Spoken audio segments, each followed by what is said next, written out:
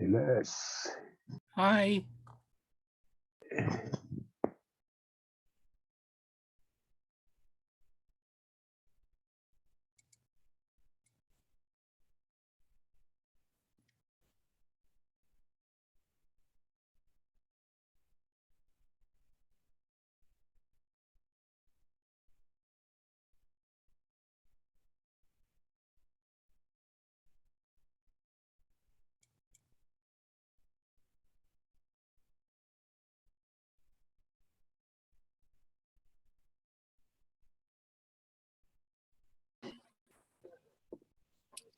All right, hi everyone.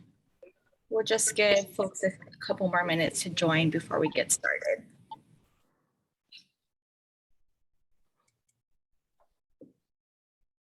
Robin, you're on mute.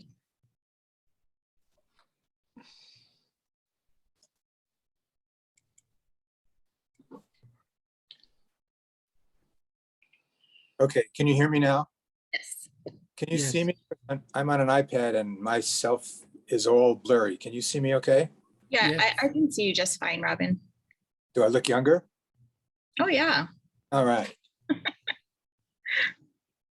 Yeah, I'm on the iPad and all I see is a very blurry photo of me. Oh, I see up there. Never mind. Good. I see it. You look good, Robin. Thank you. Thank you. Thank you, Tess. Good vacation, huh? Yeah, visiting our son and grandson. Right. Great. Well, today it's great because it's 65 degrees, but it's 28 in the morning. Oh, that's lovely. Oh, Where yeah. you You're from Lanai, you can take it. Yeah, right. We're in Truckee, California. I love Ooh, Truckee. I'll be my there. favorite I'll be place. there soon. Oh, cool. I'm All gonna right. take the train from Emeryville. Yeah, we just took the train from Sacramento and it was only 2.5 hours late. Not bad. But it's a great train ride. Oh, it's beautiful. Right through the mountains. It's really pretty. One of the best. All right, so they can see. So, okay, so All right. Oh, sorry. I was just gonna say, we're just gonna give folks just maybe a couple more minutes and then we'll get started.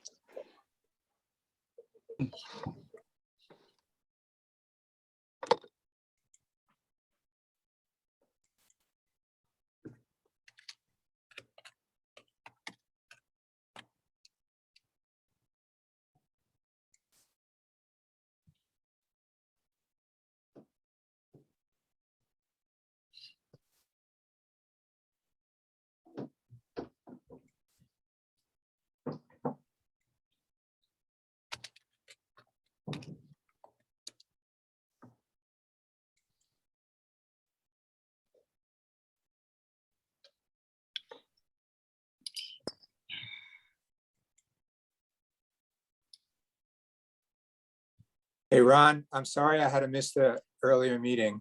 I hope you had a quorum. We made it.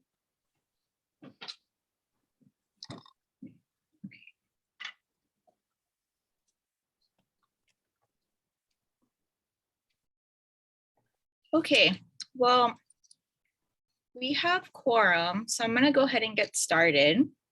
It's 12:04 p.m. on, let's see what it's today, Wednesday, November 11th. Thank you everybody for joining us for the Environmental Advisory Council meeting. I'll go ahead and run through everybody who's here today, and then we'll move on from there. So my name's Onauna Thone, I'm chair of the council. The other council members that we have here today are Tessie Kinnaman, Ron Terry, Maka'ala Ka'omoana, Mary Bejer, Robin Kay, Roy Abe, Mahina Tudor, and Stephanie Dunbar Cole. From ERP, we have Les Segundo. From OPSD, we have Mary Alice Evans. We have our Attorney General, Jody Yee here. And then members of the public, we have Herman Tuiola Senga, Greg Sugawa, Tracy Hannah Hayes, Lynette Kawaoka, Faith Kaplan, Tomo Murata, and Jayan Deruk Nanam. Apologies if I mispronounced that, as well as Gordon Scranton. So thank you folks very much again for joining. I am going to take the agenda a little bit out of order today because we do have several agency folks on for the exemptions committee update. So Ron, I'll go ahead and pass that to you. Okay, thank you, Onana, and thanks everybody. It's nice to see you again. We had a very interesting and lively meeting this morning, the exemption committee. We had was well attended by agency representatives from the Department of Transportation, from the state, and the Department of Transportation Services from the city and county. And before us were several lists that had been through some iterations through our committee or through me, and were being reviewed for consideration for publication for public comment. So we're at that stage of the process with the exemption list concurrence. For the Department of Transportation, I guess I'll take them separately. Start with Department of Transportation. The list that you see before you on the agenda has been modified slightly. We did pass it out for your consideration for publication. We did make two changes. We removed the first paragraph, or in sentence really, concerning concurrence by the Environmental Council, because that's premature. We asked DOT to remove that. And also the very end, where at DOT's request, they decided to retain the ability to make exemption type 10, which is affordable housing, just in case at some point there's affordable housing that's proposed probably by another agency on DOT property. So they could at least have the exemption already considered. We had a discussion about various comments that we had. We thought that these comments would be appropriate to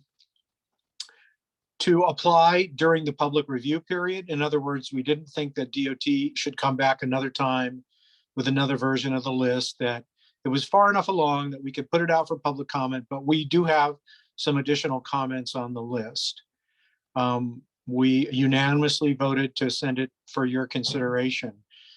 If the committee has any, if our environmental council rather has any questions, we can go into it. I don't want to belabor all the comments and the whole process or anything, but if there are some comments or concerns prior to considering sending this out for public comment, now's a good time to talk about it.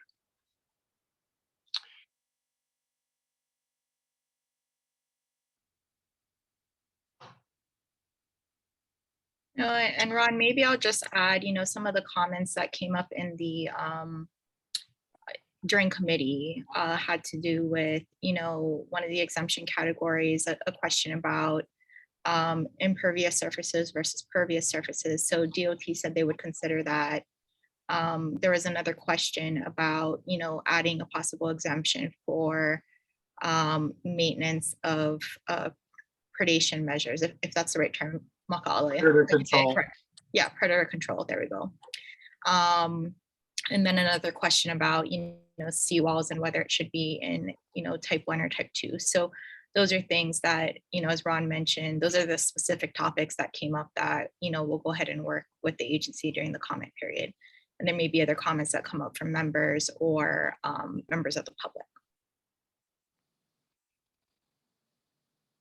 Thanks, Onana. Yeah, that's true. And the question was really regarding, for seawalls, was regarding reconstruction and replacement, whether that should be de minimis or part 2.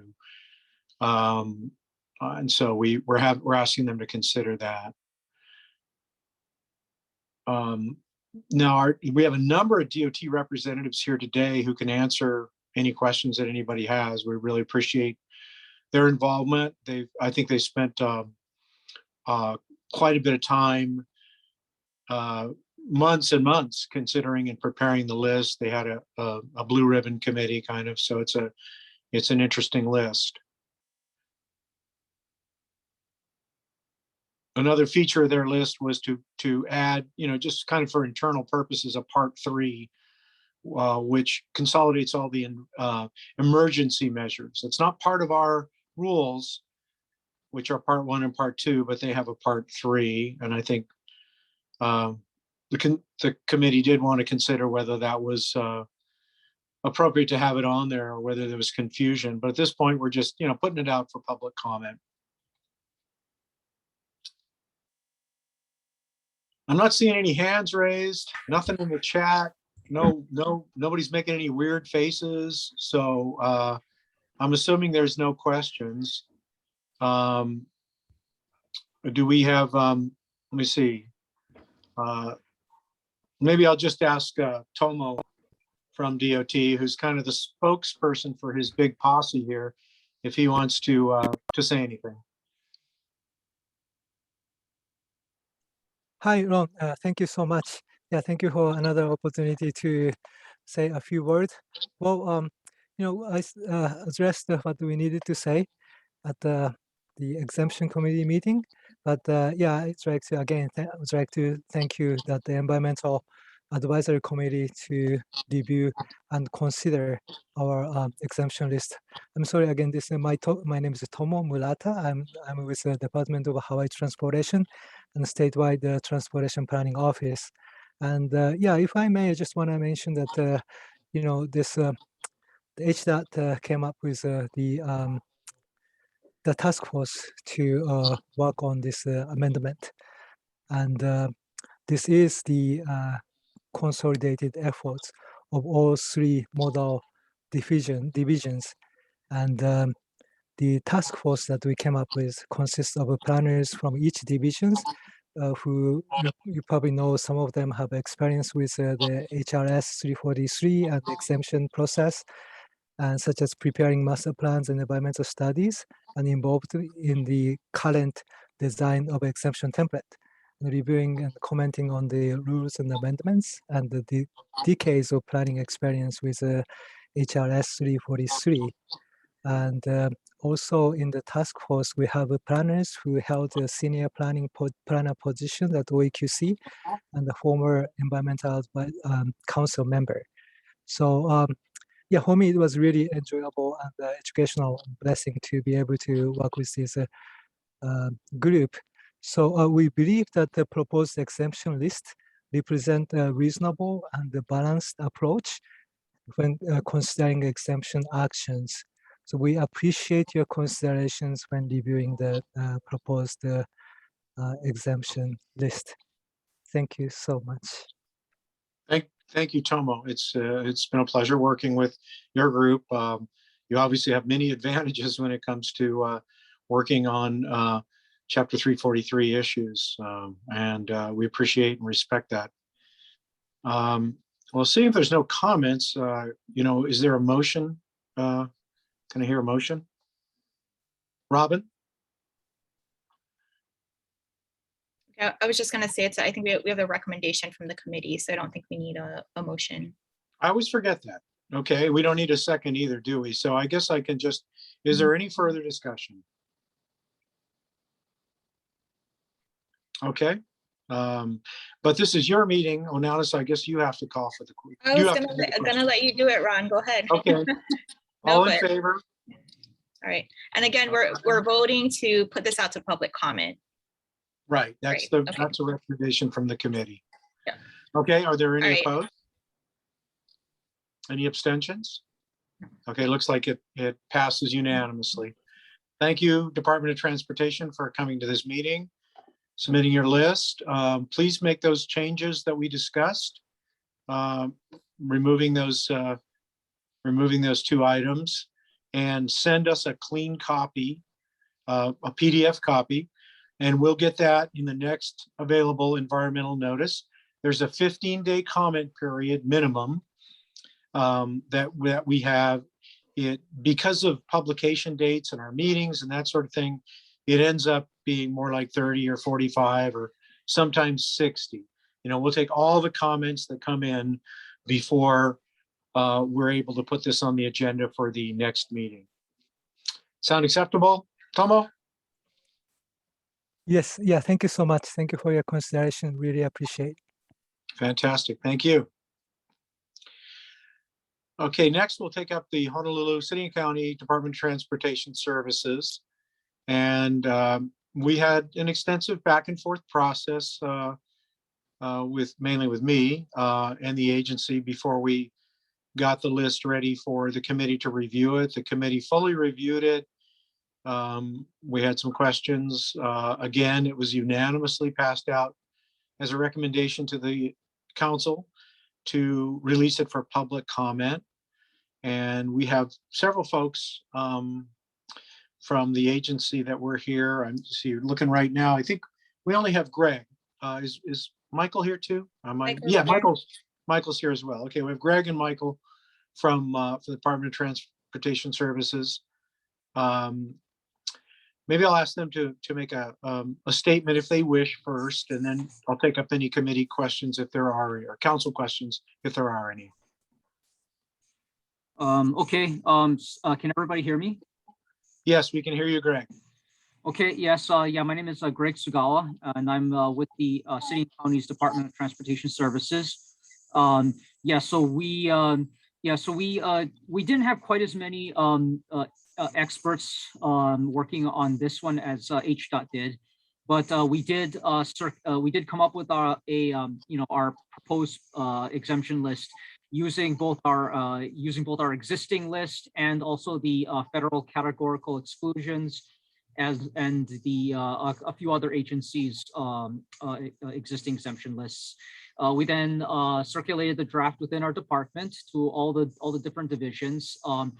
Just for your information, the divisions within our department are our own department, which is the Transportation Performance and Development Division. We also have a Traffic Engineering Division. Those are the engineers that do the roadway planning. We also have a Transportation Mobility Division. They handle the buses, paratransit, the handy vans, and also rail. And we have the and we also have the Traffic Signals Division. So they're the ones that build and maintain and operate all of the traffic signals. So we circulated our drafts twice to all of these divisions. They commented and gave their clarifications they wish to add, and we incorporated that into our draft.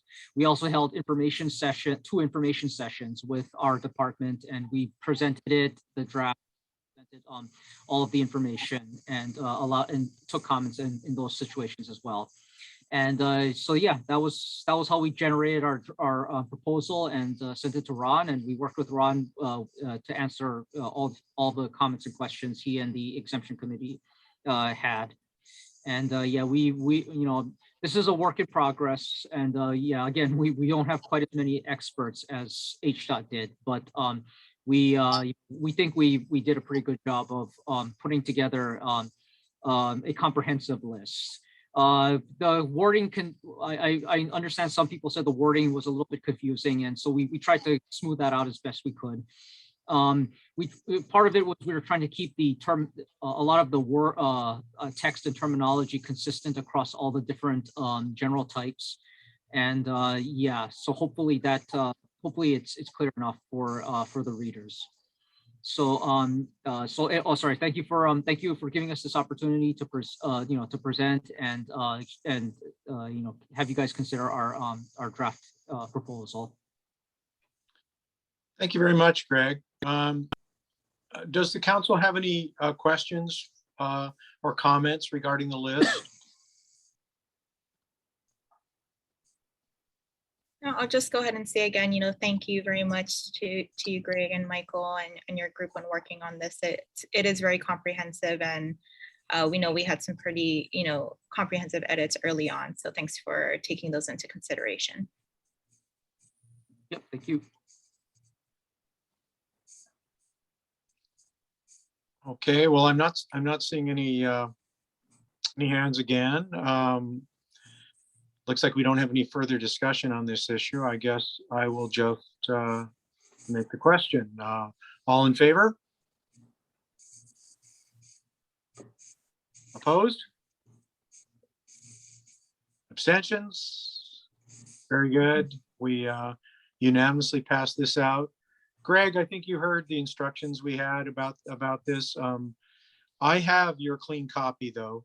So I don't think we didn't request any changes in that. So I can use that to, Les, you can use that. The one that you put on the agenda can actually be circulated out for official public comment through the environmental notice right now. So do you need us to send you anything, or can you just use what you have? No, I think we can just use it, right, Les? We Okay. good? Yeah, you can, because I'll forward it to Tom and Tom will publish it in the notice. Very good. I think we have enough time to make the 23rd, yeah? I think so. I'm not sure. I don't have the calendar in front of me. We should, I mean, we haven't even had the Yeah. notice of the 8th yet, so it must Yeah. be, we must have Yeah, I time. think the 23rd is, we'll make that, yeah. Yeah, so for both DOT and for DTS, expect to see notice of your draft exemption list in the November 23rd environmental notice. Unless something goes wrong. We reserve the right to screw things up once in a while. So, but otherwise we should have it. And thanks to you folks at DTS and both agencies. I see some folks are still on. And we'll, at the end of this process, we'll send the comments to you and ask for your, some sort of response. It's not like 343. We have to provide a point-by-point response, but we want to have your input on whatever comments come back, and then we'll schedule it on the next meeting of the exemptions committee for consideration for concurrence, and only the council can concur. So it should be on both agendas. Again, thank you agencies both very much. I think that concludes our report. Great, thank you, Ron, and thank you everybody from DTS and DOT. So we'll continue on with our agenda, and folks, I do want to take one more item out of order. That's item number 5, Office of Planning Director's report, and we will be having, a brief presentation from OP. So Mary Alice, I'll go ahead and hand it over to you. Thank you.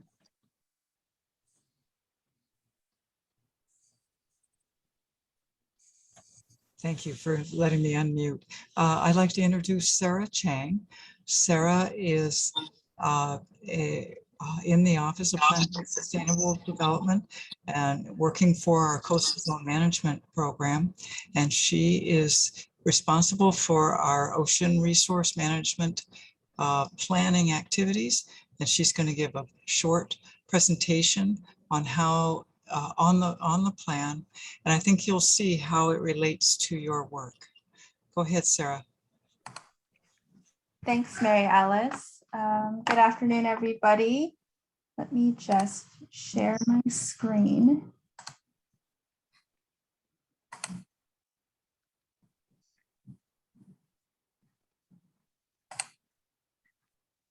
Okay. Are you seeing? Hold on one second.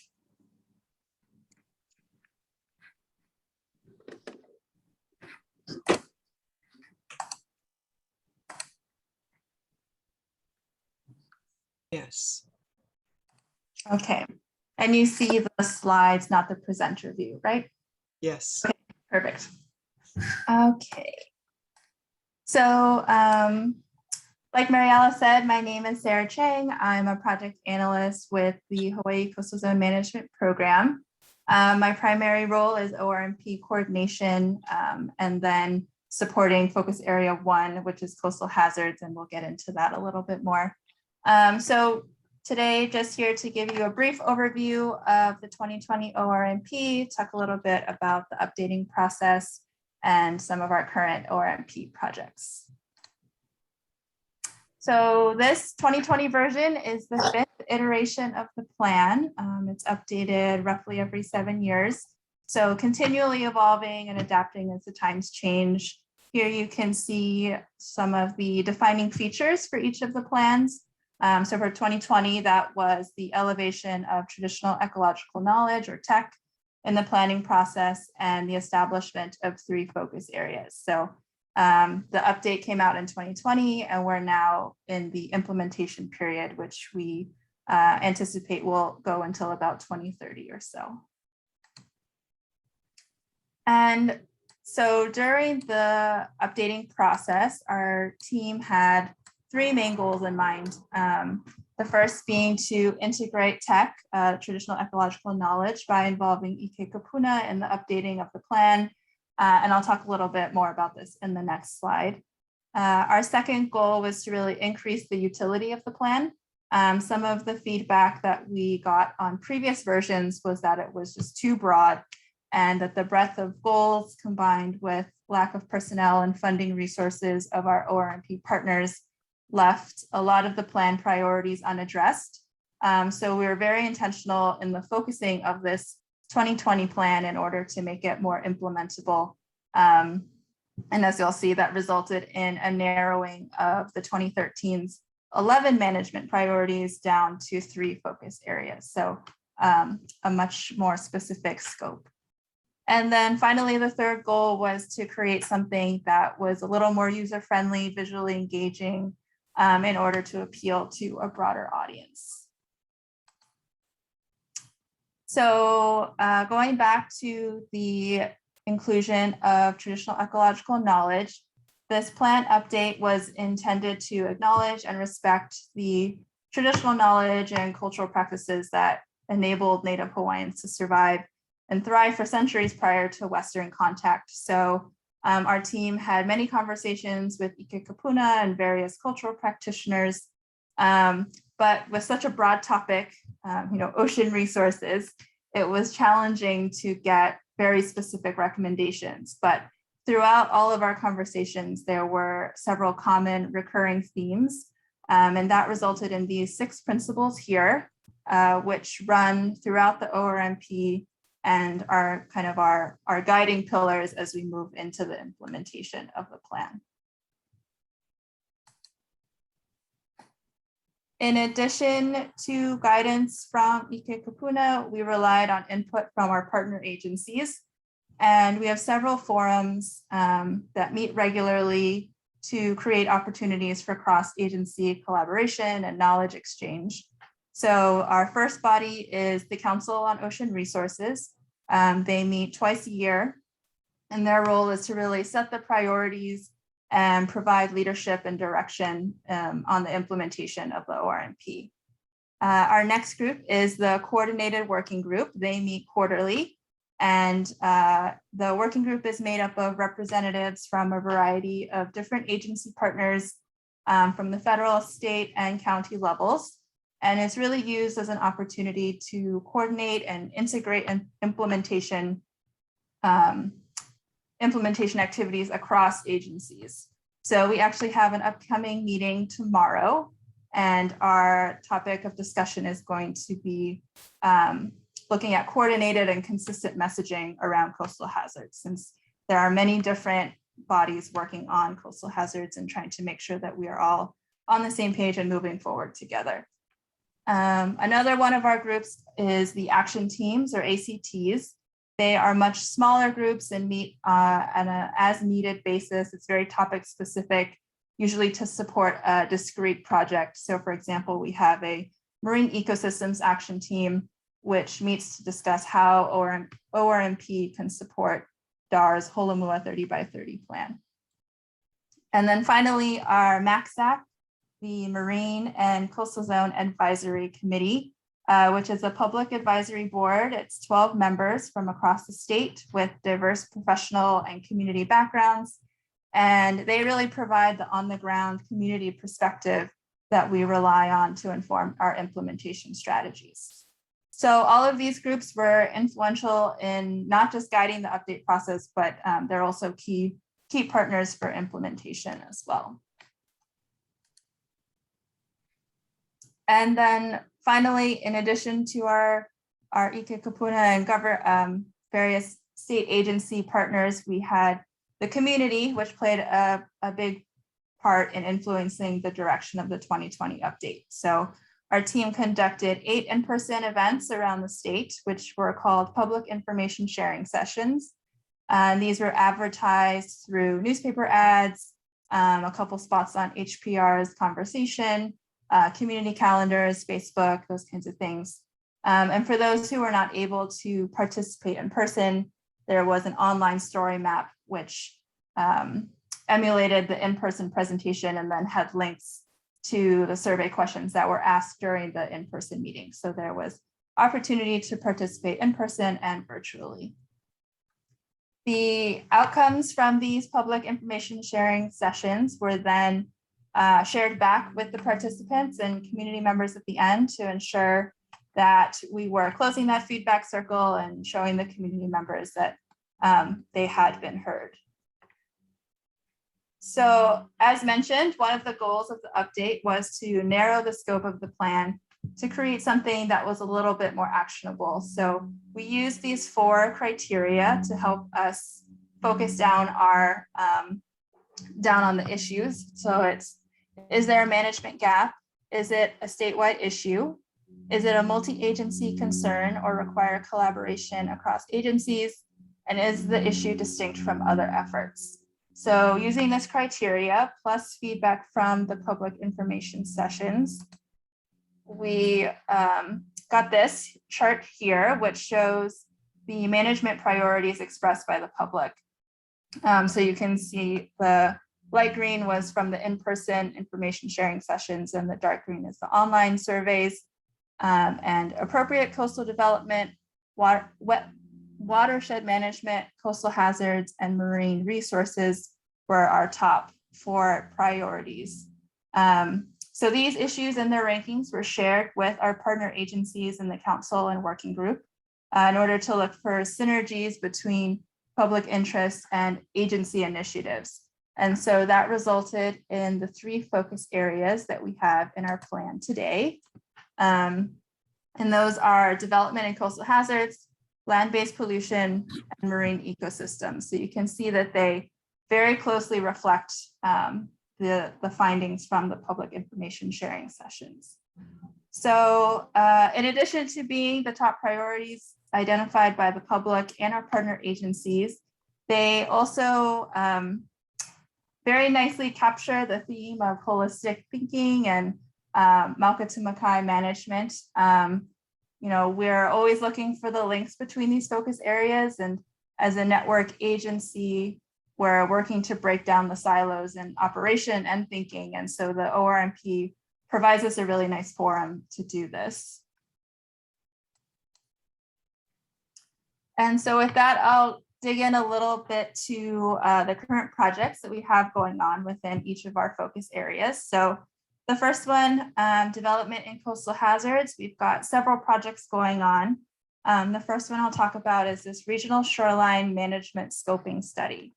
So currently, shoreline management is done on a parcel by parcel basis, which is more favorable to harder solutions, things like seawalls and revetments, as opposed to regional management, which is often more conducive to softer solutions or nature-based solutions. So other coastal states have implemented similar methods of regional management, but there is a wide variety of strategies and definitions of what a region is. Some of them define it by how, or they define their region by parcels that are used in similar ways, or sometimes it's defined by the beach littoral cell. So our scoping project will hopefully help us understand a little bit better what does a region look like for us in Hawaii with our unique characteristics, and how would that influence our management decisions. So we have an RFP going out for that, I believe, in the near future. The second initiative we're working on relates to Act 178 from the 2021 legislative session. And this act required OPSD in coordination with other state agencies to identify state-operated facilities vulnerable to sea level rise, and then assess options to mitigate impacts on those vulnerable facilities. So we are currently working on the inventory phase. We've been communicating with agencies to get facilities data, which we're then going to map on GIS and then overlay with various sea level rise scenarios.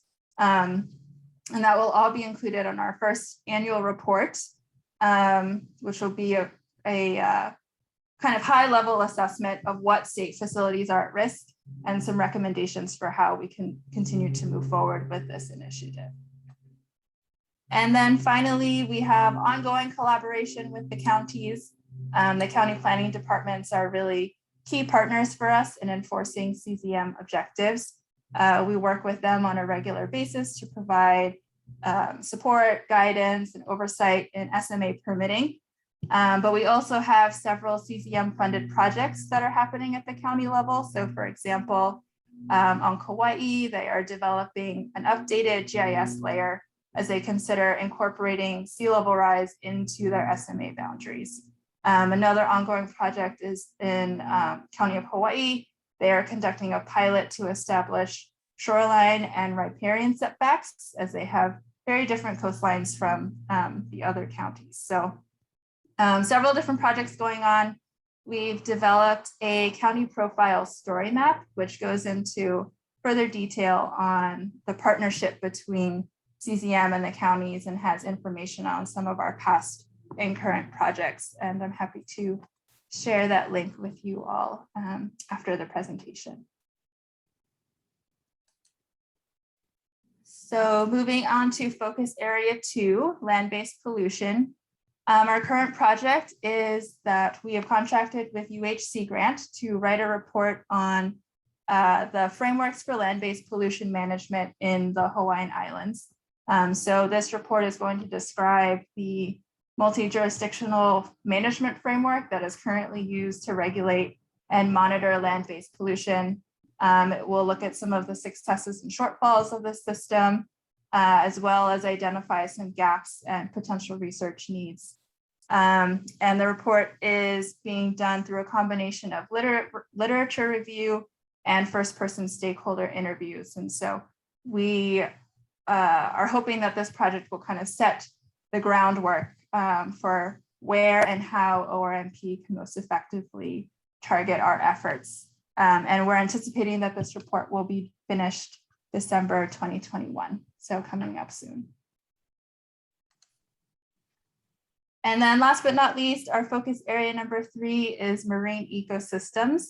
And for this focus area, DAR is really the lead agency. We communicate regularly with their 30 by 30 team to identify areas where we can support the implementation of Holomua 30 by 30. And one way that we're doing that is CZM recently was awarded a grant to fund the Kokua Community-Based Monitoring Program, which will be implemented by DAR. And this program aims to increase DAR's capacity at the community level to monitor culturally valuable nearshore marine resources such as sea urchins, limu, opihi, and octopus, all of which are not regularly monitored by DAR currently due to lack of capacity. So by training and involving community members, the hope is that DAR will be able to use the community information to better guide marine resource management strategies, as well as engage local community groups in protecting nearshore natural resources. And this project will be starting later this year and run through March 2023.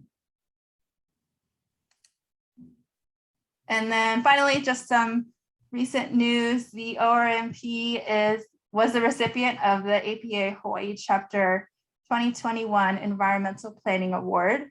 And the ORMP was recognized for being innovative, comprehensive, transferable with high quality, and promise to be implemented. So we're really excited by the plan's positive reception, not just by APA, more importantly by our partner agencies. And so we're excited to capitalize on that momentum as we move into the implementation phase. And with that, I'll stop there. So thank you so much for the opportunity to share about the ORMP. You can download a copy at our website. Our website also has an ORMP story map, which is sort of like a cliff notes of the plan if you're short on time. And so that's it. I'm happy to take any questions. I have a question. Can you hear me, Sarah? Yes. Okay, this is Robin Kay over well, I'm not actually on Lanai right now, but I'm representing Lanai. I wonder if in your second focus area, the land-based pollution study by Sea Grant, will Lanai be included in that? Yes, I believe so. This is we're looking at a statewide analysis of how land-based pollution is managed. So yes, we will be including Lanai. Okay, thank you. Thanks for the question. I saw Maka'ala first and then Stephanie. Aloha, Sarah. Thank you so much. You're speaking to several previous members of MACSAC. There are a number of us, Ron and Robin and myself served proudly and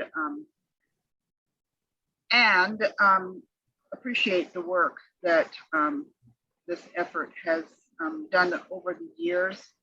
And at least on Kauai, the plan did receive quite a bit of public attention in the old days because we pounded the pavement and did a lot of pop-up discussion, that kind of thing, to get it out. I would like to remind you that MACSAC is not an advisory group, it's an advocacy group. And the word is very important to those of us that see it very seldom in government.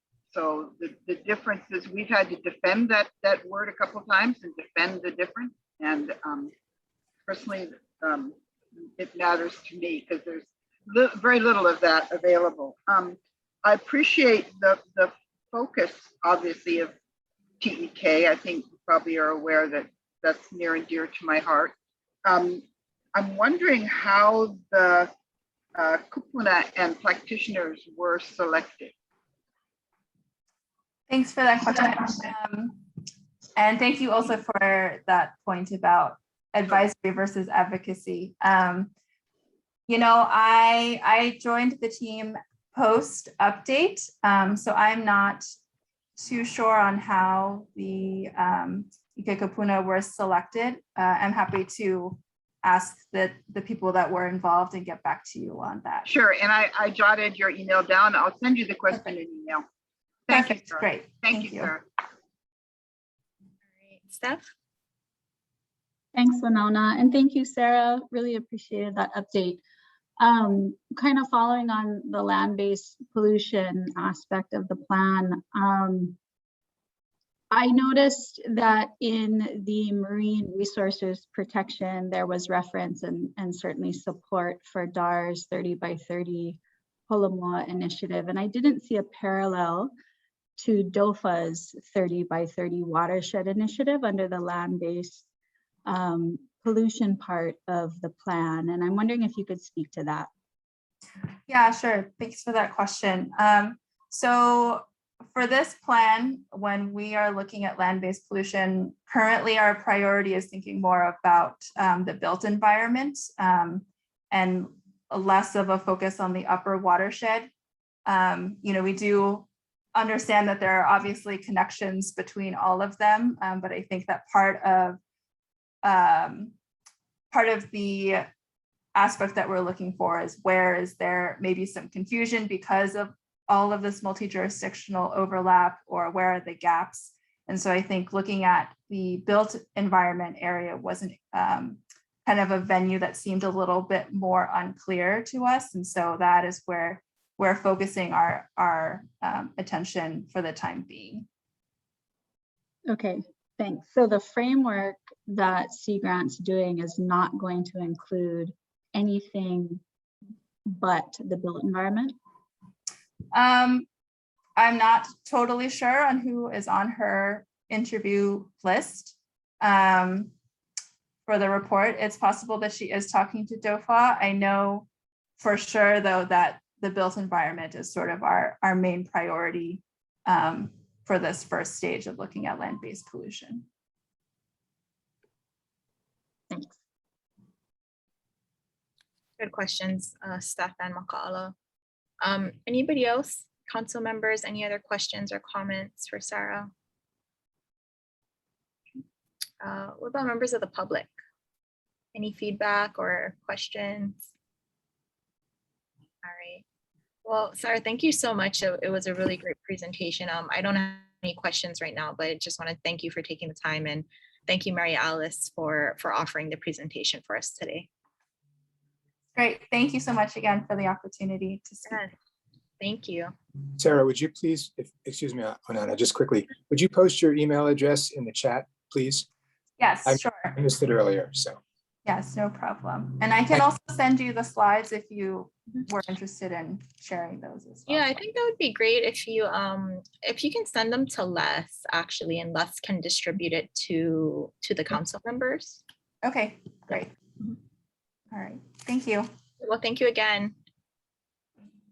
All right, Mary Alice, did you have anything else that you wanted to present? All right.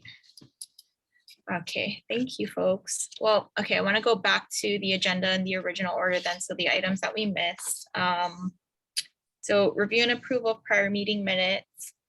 Thank you, Les, very much, and Mary Alice for helping to get minutes done for the council. So what we do have today, we have 2 sets of meeting minutes. One is from August of 2021 and one is from September. Did folks have time to review it already?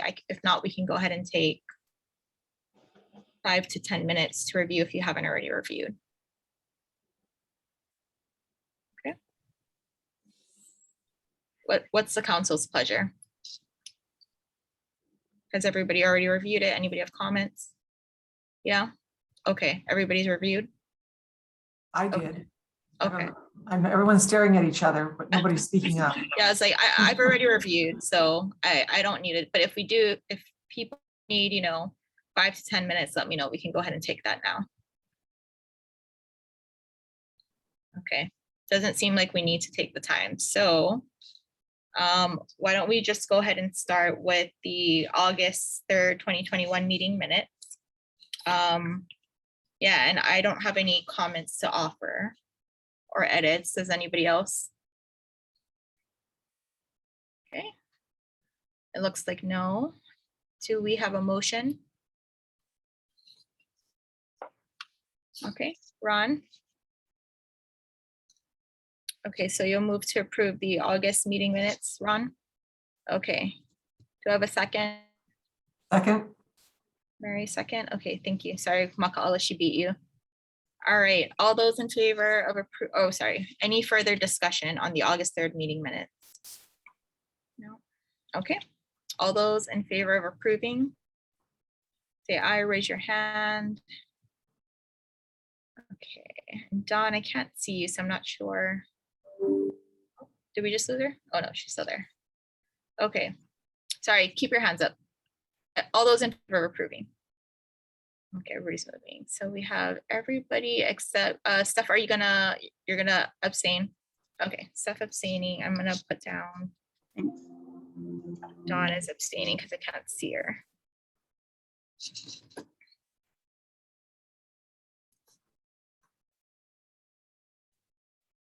Okay, so 1, 2, 3. Yep, okay, so they pass. So the quorum was 8 with 2 abstaining. None opposed, right? All right. Okay, sorry folks, moving on. We haven't done these in a while. September meeting minutes, September 7th, 2021. I had reviewed these previously, so I don't have any additional comments to offer. They look good to me. Does anybody else have any comments, edits? I move they be approved as circulated. Okay, thank you, Mary. Do I have a second? Robin, okay, saw you first. All right, any further discussion? Okay, all those in favor of approving the September meeting minutes, raise your hands, please. Okay, let's see. All right, so we have 10 of us on this one, and I'm gonna put Dawn down as abstaining. Okay. Oh, yeah, okay. Mahina, you had your hand up? Or is that for the vote? Okay, got it. All right, thank you, folks. So I'll give a brief report on the October 5th, 2021 meeting. So on advice of council, we did agendize this here. We met, but we did not have an official meeting. We were missing quorum that day, so we didn't, take action on anything. What took place at that meeting was we did have a presentation by Danielle Bass from the, sustainability from OPSD as well. And she gave us a presentation on the 2050 sustainability plan. I believe she has provided her slides as well, right, Alice, to the group. And I believe Les has already sent those out. It was a really good and informative presentation. And I think some folks that day were at HCPO, so they would have seen her presentation during that time as well. So I don't believe that. I think most of us basically got to see her presentation, so it was good. But other than that, yeah, we weren't able to have our normal meeting. So I just wanted to offer that. For those that were there, did I miss anything else that we should give an update on? It was a fairly quick meeting. Okay. And does anybody have any questions on that report? All right. Well, I have a question. It seems like we need more members. Yes, we do. So I'm aware that boards and commission has received, a few applications. Last I had spoken to Sharon some months ago. They were considering those, and I haven't yet heard anything about an interim appointments. And maybe Mary Alice, I don't know if you had it. I know we were going through that transition time. I'm hoping that boards and commissions, or that Gov will be able to get some nominations out in the next session. So hopefully, January of that time. In the meantime, I'll go ahead and reach out again to Sharon. But yeah, Mary Alice, I saw you said you didn't have any additional information. Okay. But yeah, Ron, it's a good point. So I'll reach out to Sharon again and see if I can find out, any information on timing, because I know that there were a few applications in that they had reviewed. Mm-hmm. Well, can I ask Mary Alice, are you actively out there recruiting to get more members or pressuring the administration to consider our members? You're on mute. From time to time, Sharon Ibarra, the Governor's Office Boards and Commissions specialist, will give me a call regarding applications for vacancies in a number of the boards that the Office of Planning and Sustainable Development works with. I believe I got the same information that Onauna got from Sharon. No, I haven't been trying to recruit. I'm hopeful that there's of course the governor's website does show which boards have vacancies, and if there are any criteria like residency on a particular island or county, or in the case of some boards, a requirement for familiarity with traditional customary practices. But no, I have not been recruiting. That's an interesting idea.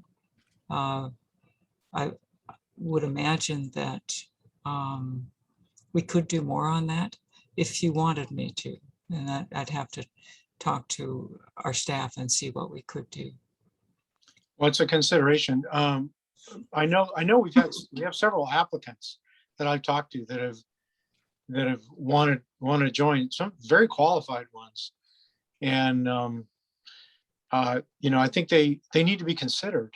You shouldn't submit an application and hear crickets back from the government agency, especially when the agencies are complaining that there's no one that comes helping commissions. We get that all the time in this island.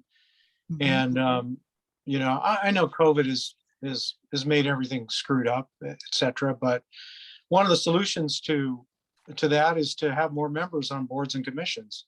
Mm-hmm. So we really need to get that moving. Several times in this body's past, we've come to a standstill because of a lack of members, and I think it should be a priority. Personally, thanks. No, thank you for mentioning that. Yeah, thank you, Ron. And I'll reach out to Sharon, because I know there were application some months ago. You know, she asked us what we thought. We told her they looked good and, you know, had hoped to see appointments shortly thereafter. But I think because session had completed, they're probably waiting, but I'll reach out to her again. And yeah, thank you, Mary Alice. If you do hear of, you know, anybody good, I know for the council members individually, when we come across somebody that we think would be good, I know we've been encouraging them to apply. But we're just, yeah, kind of waiting on Gov's side to make the appointments now.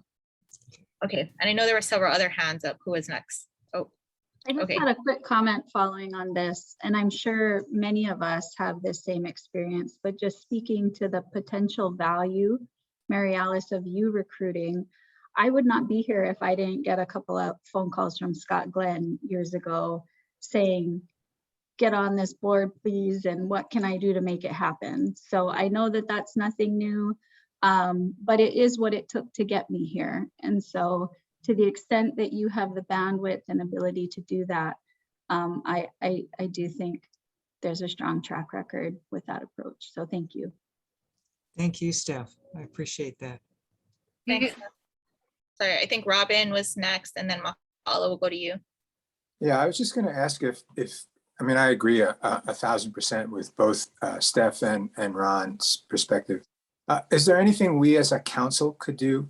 Would writing a letter be of any value, or should we just let you, Onana, just deal with them, and you, Mary Alice, with the governor? My experience is that having the applications in through their website is the trigger for starting a review by Gov's office.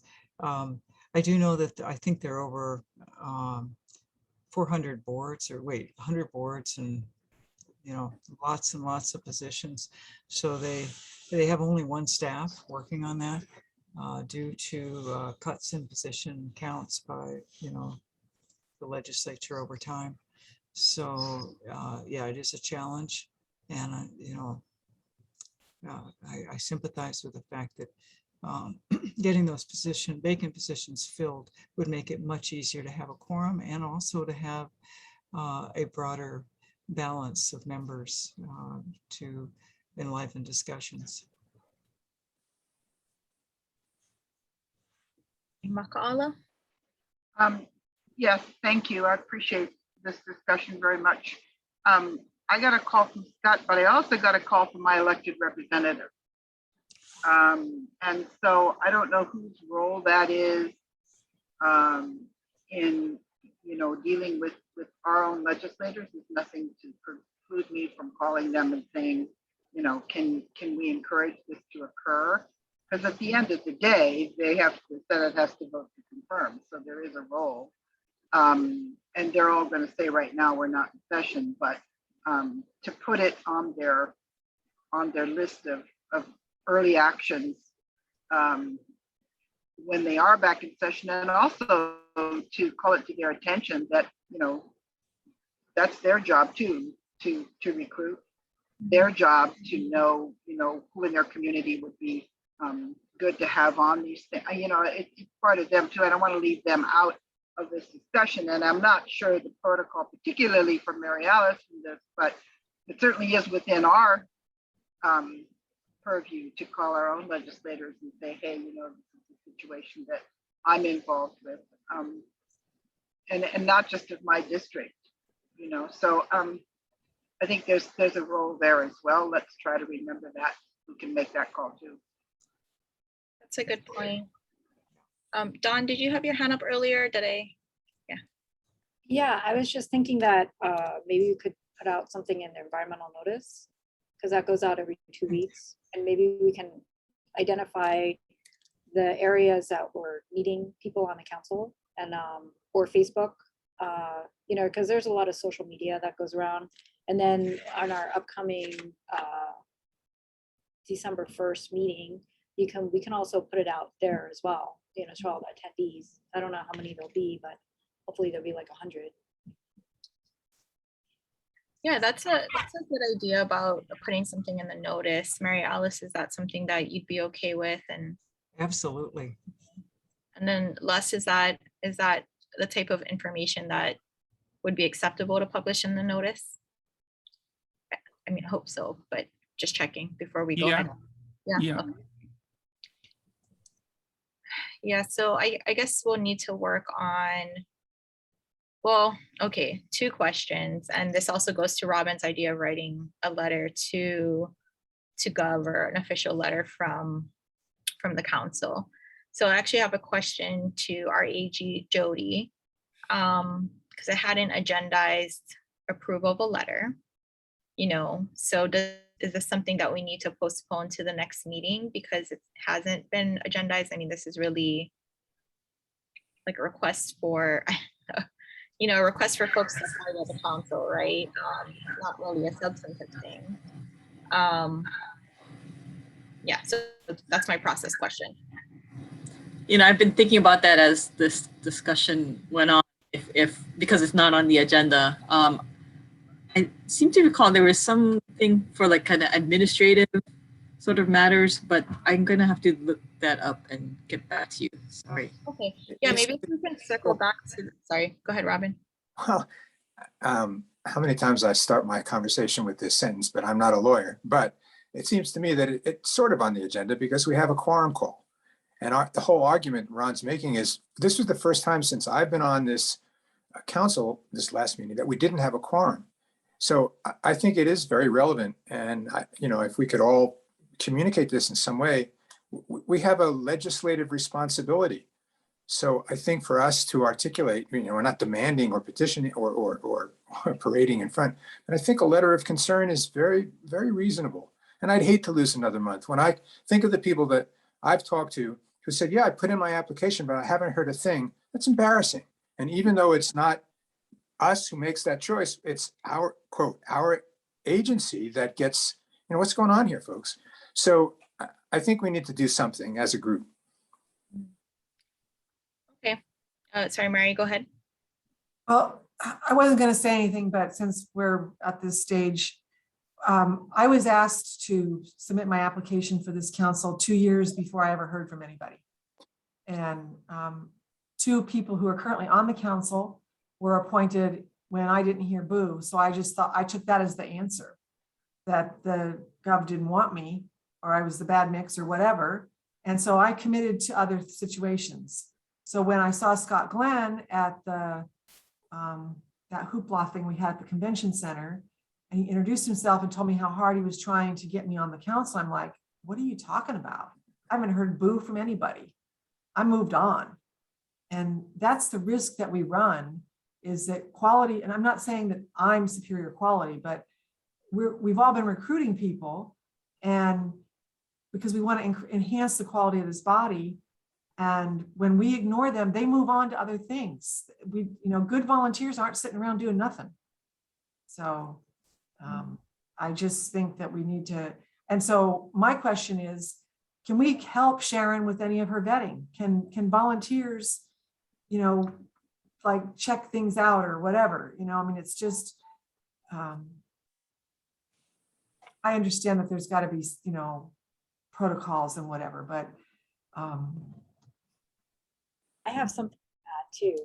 You know, the only reason why I'm on is because Scott Glenn was in Maui, and we had the HCPO conference, and Onauna asked me to submit, and then it took me literally like a year and a half. And I was like, wow, that's crazy, because, you know, I have served on MaxAg, and I'll tell you that I got, thank God I got Gov approval to serve on an interim basis, because I actually got CWORM. The board asked me to interview, and I was like, oh, I'm sorry, I'm already on the Environmental Council's interim. And they're like, darn. So I think that's really a good example of, you know, you snooze, you lose, you know, other people are going to serve on other boards. No, those are all really good points. Thank you, folks. And I'm happy to reach out to Sharon again right after this meeting, just, you know, since I've already had email communications from her. And I will do that as soon as we get off this meeting, because again, last we left it, like, again, I'm aware that we have applications pending, took a look at them, told Sharon I think they look good and where we think these people would fit in, and that was months ago, and, you know, we haven't heard anything. Jody, that was enough time for my question was just, do we And do we need a vote to go ahead and write a formal letter, which is, if we do, we do, if we don't, we don't, and we can go ahead and get it done. And Robin, your point is super well taken on, yeah, we're losing another 30 days if we have to postpone it to the next meeting. So I don't yeah, see why we have to vote for a letter. You're the chair of a body and you have a job to do in administrating it. yeah, I'm just asking a question. I want to make sure. Okay.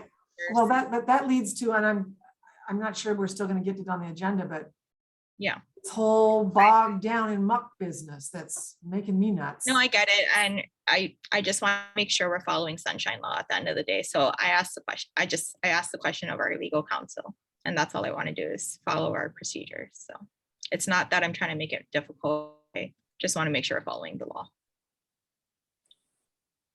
Okay, so Jody, do you need a little bit more time on this? Because we can always circle back to it.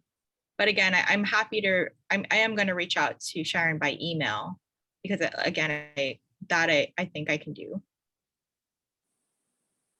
Yeah, sorry, I'm like I said, I seem to remember something, but I haven't found it yet. Okay. So why don't we come back to that for the end of the meeting? But Ron, thank you for raising the issue, and thank you everybody for your thoughts on this. And you know, I get it. I understand the frustrations with this, and we're trying to get people in these seats. Okay, so I'm going to move on. I'm going to pass it back to you, Mary, actually, for the INO update.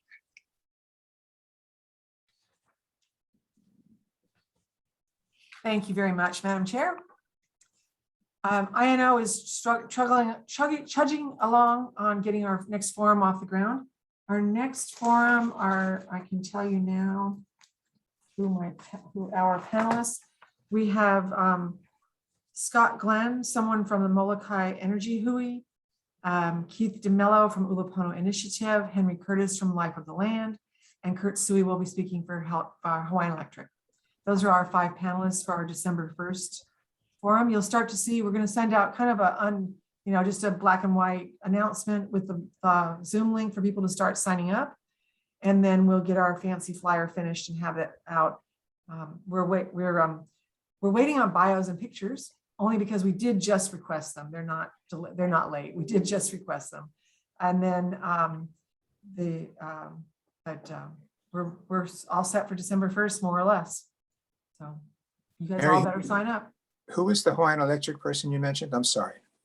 Kurt Sui, TSUI. Okay, thank you. Originally, Dawn's done a great job in recruiting these people. She's been the one that's kind of following through. She reached out to several organizations, and then the organizations recommend a person, and that person says, no, so-and-so should be better.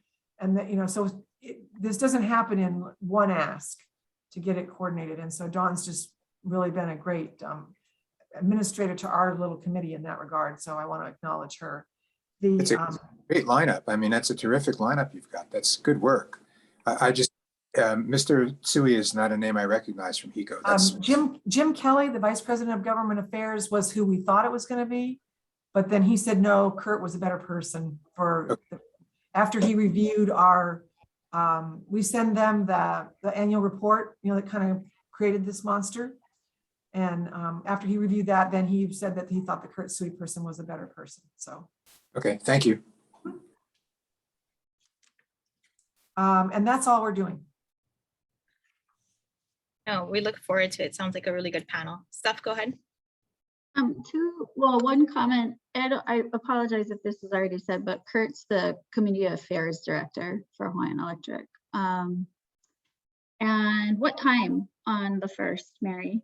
Or noon, the public is let into the room at noon, where the panelists meet with us to make sure their media works at 11:30, and then they usually kind of chit chat amongst themselves, and then we let all the rest of the world in at noon. And we try to stay to 1 hour with with the panelists speaking, and then time for questions and answers. And so far we've been successful. So thank you. All right. Any other questions for INO? Oh, I guess we're not 100% sure of our date on the January, February. It was still in the planning stages. We're working with maternity leaves to get the speakers that we want, and so the transportation one will be coming up in the first part of 2022. We don't know exactly sure when. probably not January at this point, just Right. because of where we are in the holiday season now. So. Understood. Thank you, I know, so much for working so hard on these. And these forums have been really good. You guys have been doing a really great job on these. All right. Questions from council members? Stephanie? Oh, okay. Any members of the public, any questions or comments? All right. So Robin, I'll go ahead and hand it over to you then for the permitted interaction group update. Okay, sure. Thank you.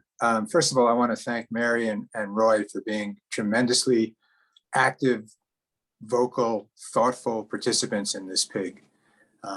We would not have been able to accomplish nearly as much as we have without Mary and Roy's participation. Michael Tulang was also a part of the group, but he has not been an active participant due to his health issues. So Michael, I don't see you on here, but I hope you're feeling better.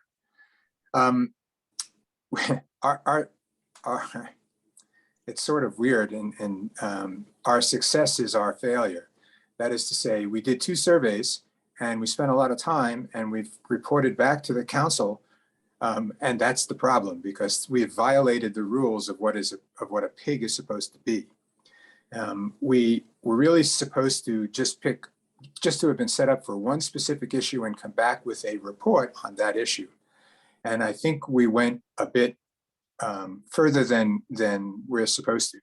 So the final report from, which is these comments I'm making now, the final report from the PIG is that we did 2 surveys. As you will remember, we shared the results of those with all of you. Our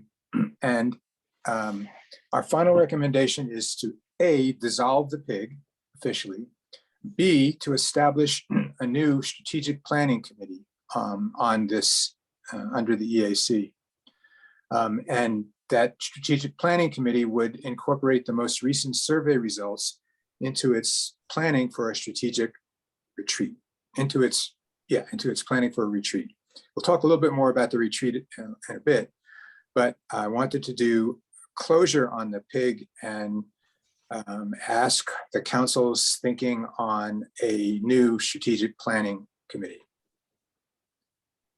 Nana, will you facilitate questions, or shall I? No, absolutely. Or whatever your preference is. I was just going to thank you for doing the PIG, and to give folks kind of my fault too. I forgot the procedure for the PIG, that it's supposed to just be the one final report. So we were reminded by our wonderful AGs as to the procedure, and that's why we are where we are now. We just had such a good time, so it was really hard to give it up. Right. Yes. So the thought, if I can summarize, Robin, is right, that you did give your final report, and thank you folks again for doing that wonderful survey. And dissolve what we would do. So the way Chapter 92 works, right, is the PIG gives its final recommendations. Pursuant to Chapter 92, we cannot take any action on those recommendations until the next regular meeting. So we could not vote to dissolve the PIG until December. And if we are going to act on a recommendation, say to create a new ad hoc committee, so like INO exemptions rules, right, that would be subject to sunshine, that action would be at the December meeting as well. So that's just, procedure. And the reasons, again, we have to do it is, compliance with Chapter 92. And the same with the retreat issue. We have the retreat as the next agenda item. And if I understand it correctly, Jody and Onana, please correct me, but we can have a little bit of a discussion about the retreat, but we can't vote on actually having it until December. Is that right? Or can we? Yes. Well, yeah. So we can talk about it for the next agenda item and what that would look like. Mm-hmm. Yeah. So anyway, just to close out the PIG, it was a delightful experience to not have sunshine. Quite honestly, we were able to accomplish so much. I'm sorry we violated that, and I apologize that it's my fault too. All right. So any comments, Stephanie? I have a question. Apologies if I missed this, Robin, and thank you all for doing this, for being a part of the PIG. So, is there a final report coming out, or not? You just heard it. That was it. Okay. I mean, I can submit something in writing if you need to, but basically the survey was the final report, and the recommendation that we have a retreat and that we close the PIG and form a strategic planning committee is the final report. Do we need something in writing on it for that? No, I don't think there's a requirement that it be a written report. Although we have done that in the past with, the rules PIG, and that's because it was a pretty hefty, substantive rules changes. Yeah. Mhm. But no, I don't think we're required to do a written report. So thank you for that. All right, any other questions or comments from council members? Members of the public?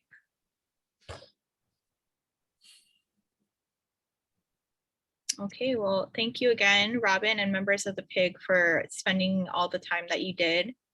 I guess, Robin, I will leave it. Oh, sorry, Makal, you have a question? Go ahead. Sorry, it just occurred to me, I didn't have a question about all of that. I had a question about, can we please give some thought to, sorry, I have 2 kittens, whether or not it's a committee is the right thing, or whether there's some other entity. I don't know, because it seems like, I mean, I would like it if strategic planning was a standing committee, and we were always thinking of that, but that's not commonly done. So I didn't know if there's another thing, is there a, I don't know, task force, I don't know, subcommittee, I don't know. No, that's a good point, Makaala. So really our options are, one, to create a new PIG, and then we have to make sure that we abide by the proper procedures, or the other options to create an ad hoc committee. And, Robin and I kind of discussed it. And I think part of the value with the strategic planning is that we are getting, it's not like, there's only so much that a PIG can do, right? You're limited to having less than quorum. And so eventually the discussions do need to come back to the full council, and we want everybody to be involved, and possibly involve others who aren't part of the council at some point, right? So that's where it's hard. If we want that back and forth, we really can't do it with a PIG. We'd have to do it via a normal ad hoc committee, as we do with our other committees. So that's kind of the balance. And yeah, folks have thoughts on that, but as far as I'm aware, there aren't any other options aside from that. Is that your understanding, Robin? No, and I think Jody and you, Onana, pointed out there are some legal ramifications to doing it incorrectly. So we really have to follow the rules here. Serious legal ramifications. Right, good question though. Yeah. Okay. Well, yeah, any other discussion on this? I mean, so what I plan to do for the December meeting is to agendize, an action item, depending on how this discussion goes today. And so do folks have a preference one way or the other? I mean, does it make sense to create another PIG that more, there wouldn't be the back and forth with the council, or creating an ad hoc strategic planning committee? And, we could always I would think dissolve the ad hoc committee once it's not needed. Go ahead, Makaala. I think an ad hoc committee is better, because I think the objective of strategic planning at this point, since the PIG has done such good work and the surveys were completed, I think that kind of input has been garnered. And so I think the next step is to have as many members of the council participate in the process as possible, and the PIG precludes that. So if we have an ad hoc committee, that makes the most sense for that reason. I wish it wasn't so limited by sunshine and be a little bit more freewheeling, but I think we are benefiting from the freewheeling previous work. And we're benefiting from, the effort of the surveys, which is, that's a big plus. Most groups have a hard time getting that part done, and Robin managed to cajole his very, very qualified neighbors. But I think I think at this point, it makes more sense for the council members to have it be an ad hoc committee. Thanks, Makal. Thoughts from anybody else?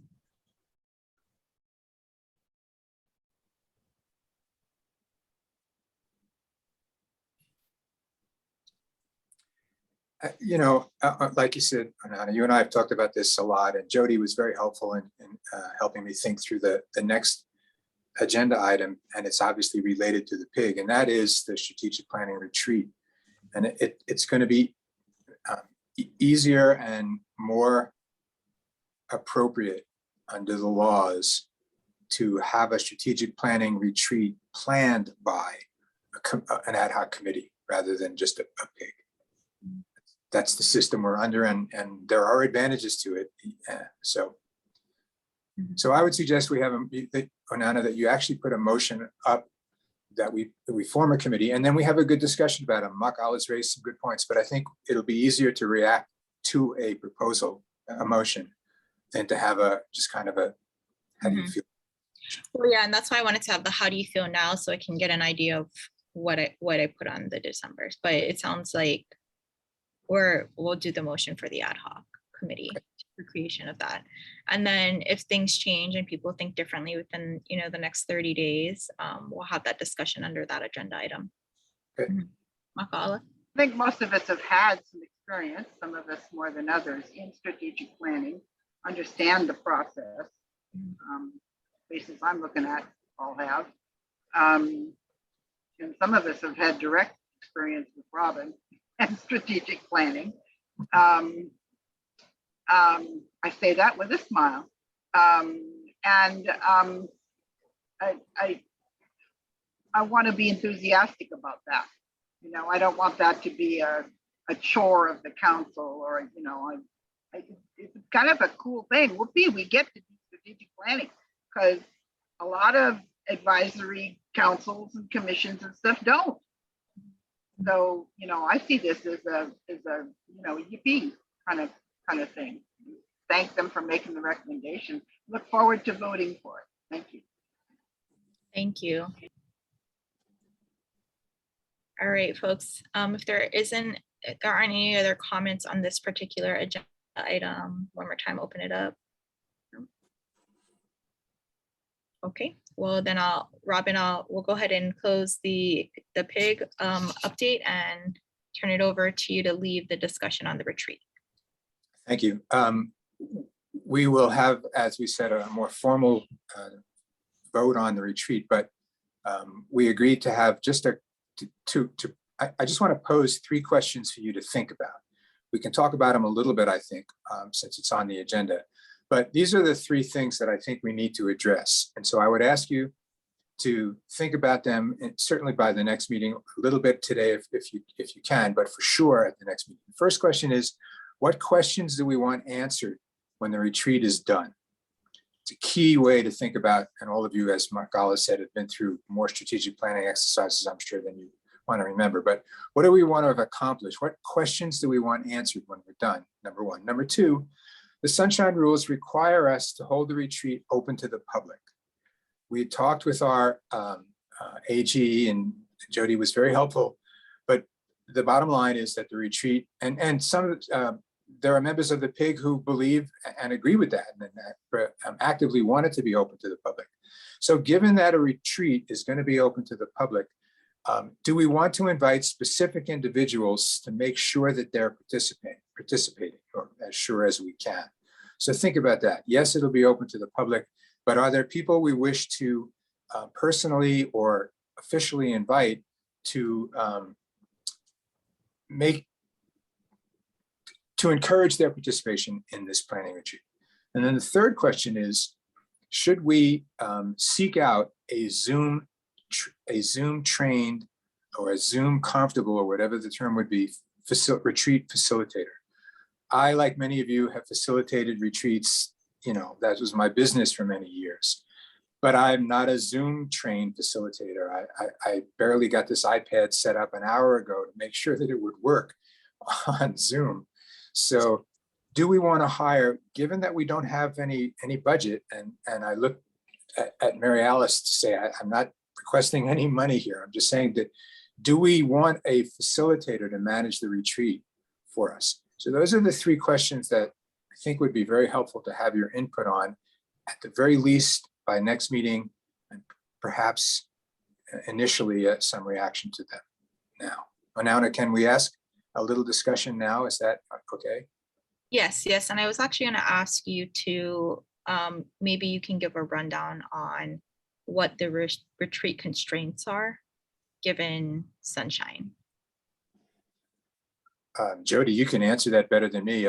My understanding was simply that my only question to her was, does it have to be open to the public? I had initially thought that having a retreat just for us, everybody in the EAC, would be preferable. Jody made it clear that that's not gonna work. And so that was really the only thing. So Jody, you want to add anything to that conversation, please?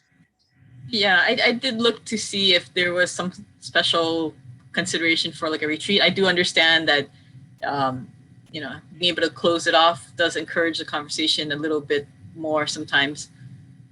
You can have a limited meeting if you get OIP's, the Office of Information Practices approval, but it's usually for some particular purpose. Like if the location is a dangerous location, and so you're gonna go look at something that you can't have the general public attending.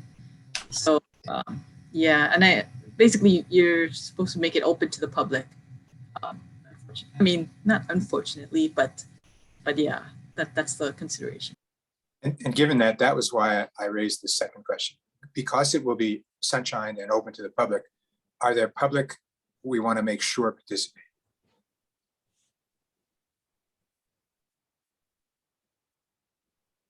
Stephanie, you have a question on your face. I can see it. Sorry, am I that readable this afternoon? I was going to tell if your hand was a hand here or an actual raise, so I was about to call on you. Go for it.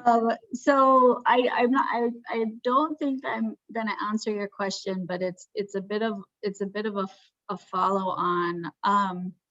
I do believe that if we are inviting folks to join us in our strategic planning retreat, that we need to have it well facilitated.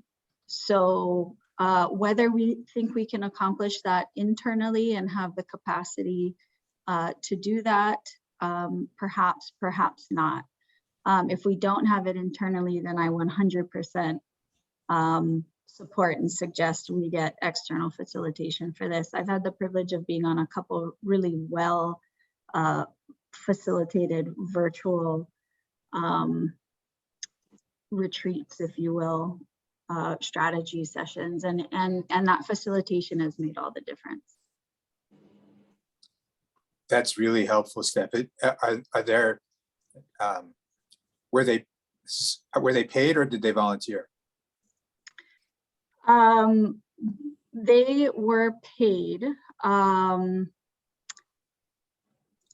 either internally or externally. So the external facilitator that I'm thinking of was a partner of the Nature Conservancies, done through an accelerator program that we partner with. But I can try and get us some other names, although you all, I'm sure, have some thoughts. The question is cost and where, the budget in which to do that. Mary Alice, is there any, I mean, the EAC has no budget, but is there any flexibility in your budget to hire a facilitator? I'll have to ask our accountant, Dan Yashima. We did use some, there was a little bit of savings from the ERP budget that we used to hire Alexis Fuentes, the student helper 2, who is helping Les and Jen prepare the back minutes, and we're hopefully able to clear some of that backlog while we've got her on board. So I'm not sure if there's any additional savings there. I did have a comment. there's two types of facilitation I'm hearing about here, I think. One is a content-oriented facilitation, and the other is a Zoom facilitation. So the Hawaii chapter of the American Planning Association just sponsored the Hawaii Congress of Planning Officials annual conference, and we hired a conference coordinator to manage the Zoom stuff. So there were breakout rooms and smooth shifts between PowerPoints and for panelists and various things. But that was definitely not content facilitation. In terms of content facilitation, there are folks like Peter Adler, Linda, and you know, various people who can be very helpful in framing questions, listening very carefully, and then reflecting back to the members what they're hearing, and then trying to move the discussion forward to some conclusions. So I think those folks are also cost money, but unless somebody's organization, say like the Nature Conservancy, has a member who does that, and that would be, you know, that'd be one resource that we probably should be exploring. And Mahina, are there any law students who would be good at Zoom and content facilitation?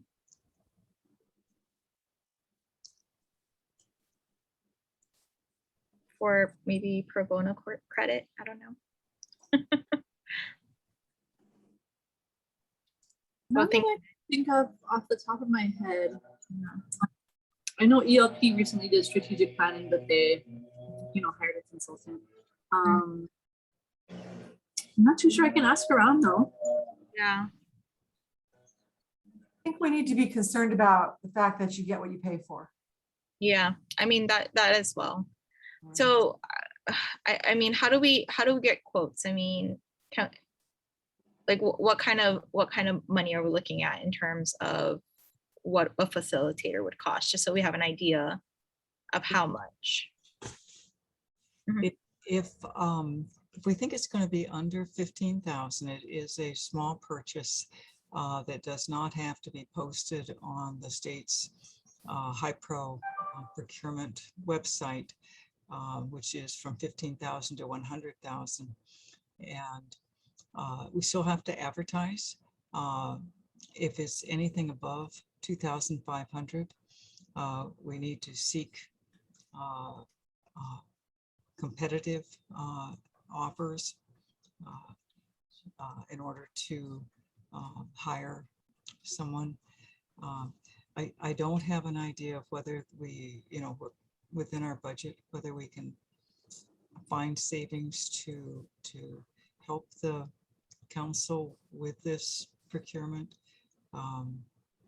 I do know of the approximate cost for the Zoom facilitation because I'm aware of what the Hawaii Congress of Planning Officials, which is a 501c3 private organization, not a government agency, paid, and that was about 15,000 for the Zoom facilitation, and that involved considerable time on the part of the Zoom, the conference coordinator, to help move the process of finalizing the agenda and the panels forward. But it did not include that content facilitation during the sessions. So that's just information. I can get back to Onauna or Robin if we can find some funding. It will be it'll be small because the legislature has cut every possible thing that they can possibly cut, including, as you well know, vacant positions that were frozen during the hiring freeze at the start of the pandemic, and then the legislature a month later scooped the funds and left us with positions that are unfunded and so can't be filled. So we really don't have, the pandemic has done it's been very, very hard on any sources of cost savings. Sure, understood. Thank you for that information. I just wanted to get an idea of what we're looking at. If it was a few hundred, and it's quite a bit more than that, you know. So it could be the facilitator. Yeah, Maka'ala, go ahead. Robin, as you're thinking about this, besides the council, who would benefit from the strategic plan? Because my strategy is always to go, if I'm going to go with my hat in my hand, who would benefit besides government? Government agencies will benefit because we're trying to help the state, you know, do better environmentally. But who else would benefit? I mean, maybe we don't need to say that out loud here, but you know, let's be thinking that. Mary Alice is shaking her head. I mean, there's certain. Oh no, I'm nodding. Yeah, exactly. Yeah. Sorry. Oh, sorry, nodding. Yeah, shaking in the affirmative. Who you know, who would benefit from our getting clarity and good direction and all the things that are a product of a strategic plan? And if it's APA, if it's, you know, if whoever it is, you know, is it UH for educational? I mean, you know, whoever that is, you know, we certainly could let them know that we're trying to accomplish this and that we could use the support.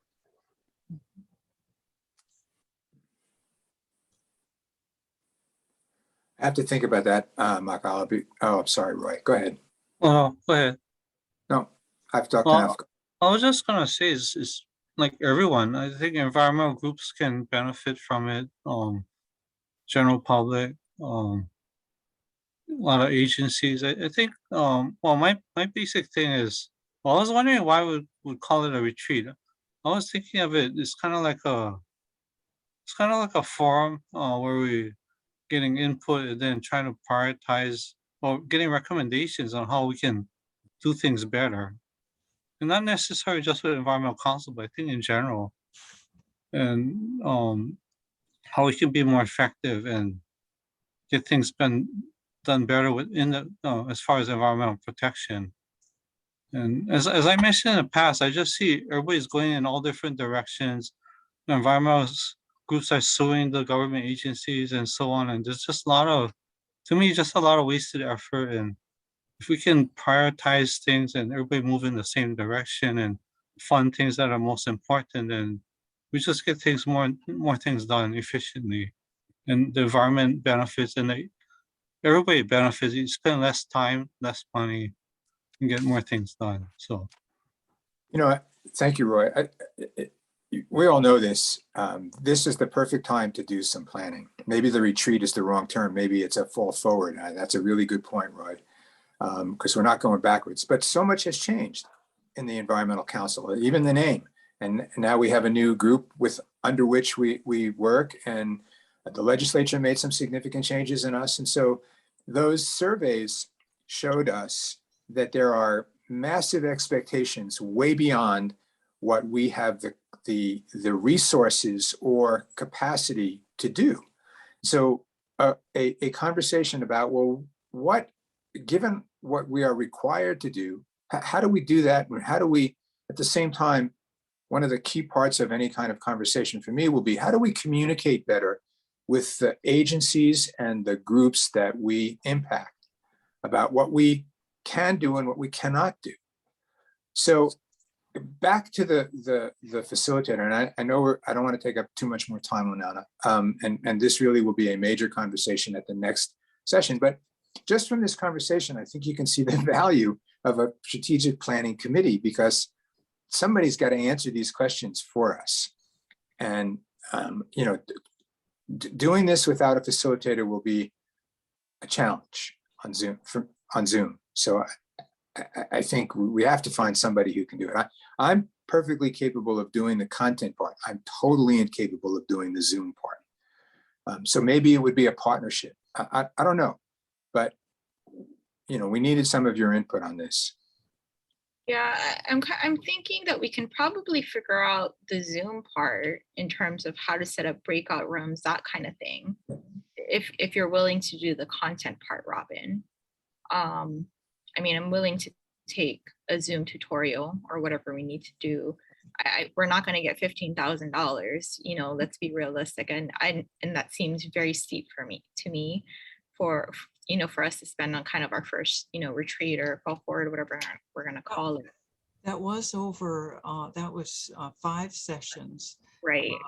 Over a week, so it was presumably, if you're thinking of one session, then it might be commensurately less expensive for the Zoom facilitation. Yeah, this is just personal, but my perspective was it would probably be a 4 to 5 hour commitment from us and whoever else could join for that length of time, with a nice break in between. Some breakout rooms. I hadn't thought about that. I think that's a really good idea, but Mary Alice just smiling. Is that too? I'm smiling because anything over 2 hours of Zoom and my brain shuts off. Yeah. Because I've been into many of them recently.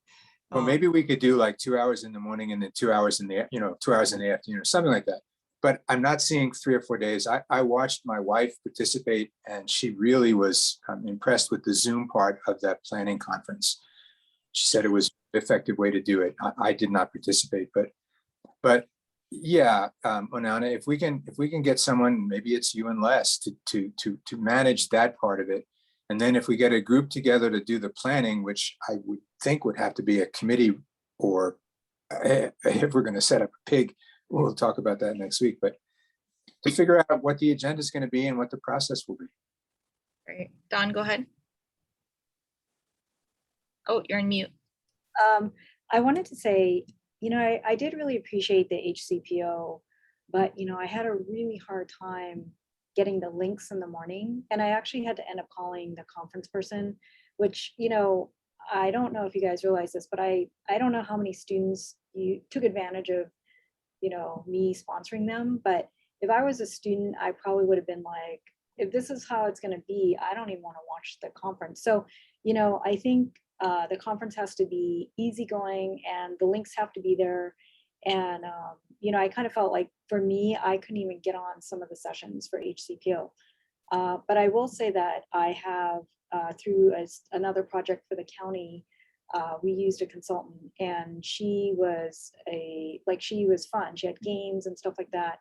I can reach out to her and, ask her if we know if it's a day or a couple hours or she'd be available and what she would charge.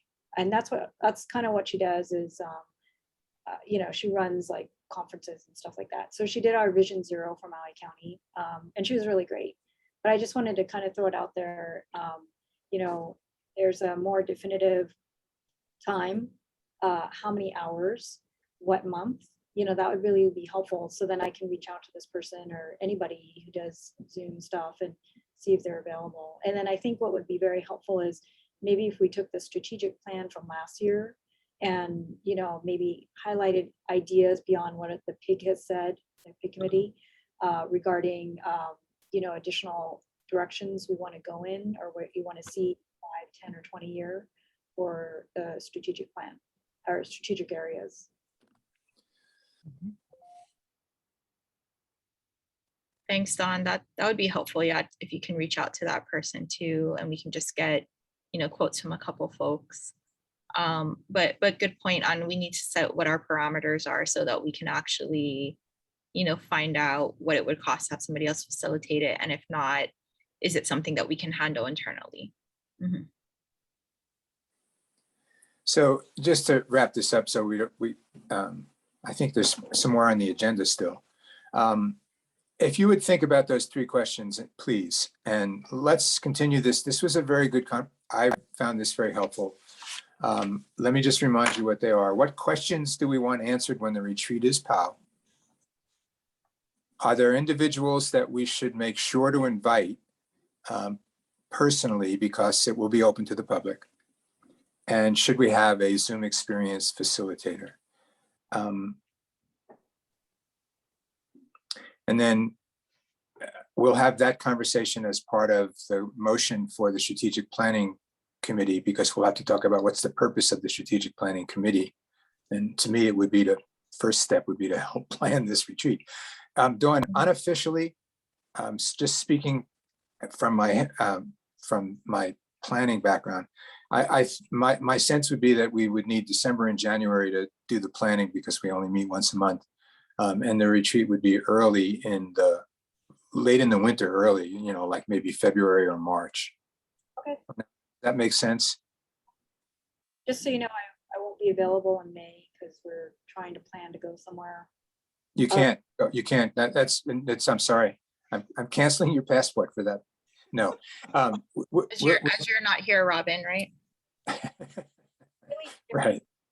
The carbon footprint and the price to go anywhere is exceedingly crazy at the moment. And so in May, we made these plane reservations like 4 months ago, and I'm glad we did because now it would be like so much more money. But I have to go visit my aunt in Germany because she's really old. So we've planned this trip around her age and her birthday. So I have to go, and I'll call in if you want, but I don't know if I'd get the right time zone. I don't think we want to wait that long. Given the ledge starting in January, my preference would be that we have this forum, no later than February or March. I mean, yeah, that's what I would like to see happen. I think we'll know better at the end of the December meeting. Mary Alice? If you create a PIG in December, it can start working immediately because you don't have to post a notice, and just on the planning and I think calling it a forum or a conference is probably better than a retreat simply because of the optics of the language and because you're going to be doing it on Zoom anyway. So it is in effect a forum.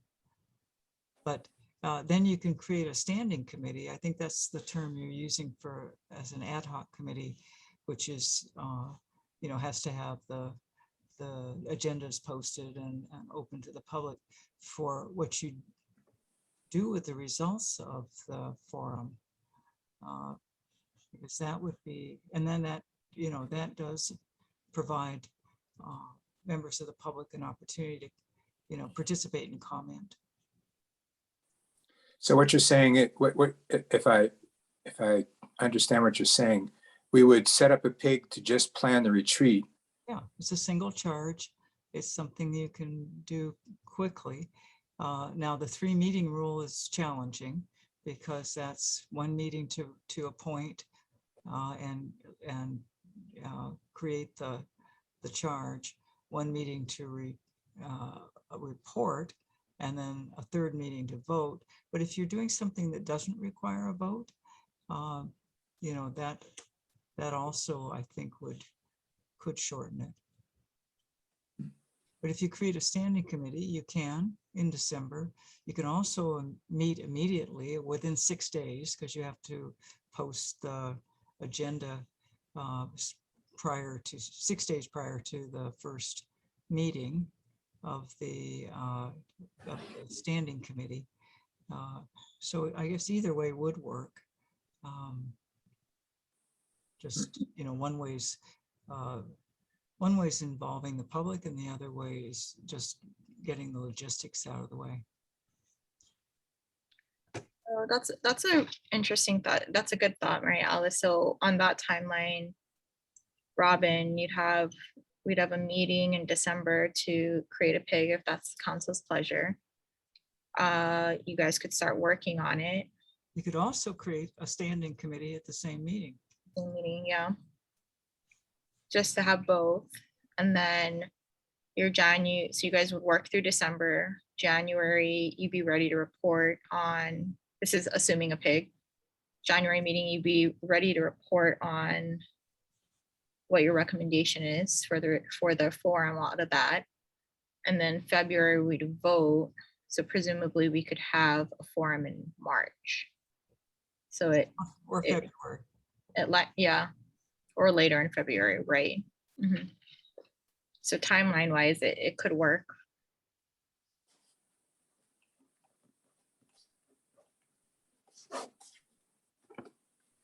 Yeah, I mean, that seems pretty reasonable. And that gives Mary Alice more time to find us money. Thanks, Robin.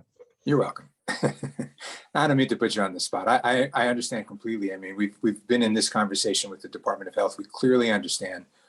I mean, so I mean no offense to you at all, Mary Alice. I know how difficult it is to do what you have to do. No, your council suffered, your staff for the council suffered from that particular dynamic, both with your executive director position and your planner 5.